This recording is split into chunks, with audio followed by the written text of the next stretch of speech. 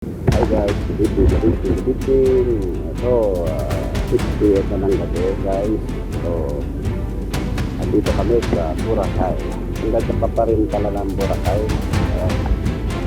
Ito ganda pa kita. Ayan guys. Kita nyo naman ang buhangin guys.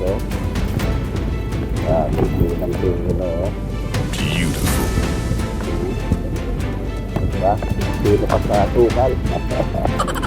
Ayan, ang mga yato-yato din guys. Ganda pagmaskat. Yan. Yun. Yan. Yate-yate. Yan. Ito na kaya yung anak ko. Yun. Ayan. Bora.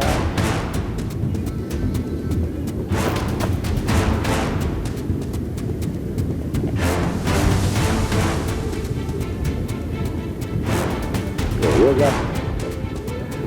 Ada sa muli. Nag-enjoy na ako. Sabi ko sa anak ko, 5 a.m. kailangan kami maliligo na. Maalam guys.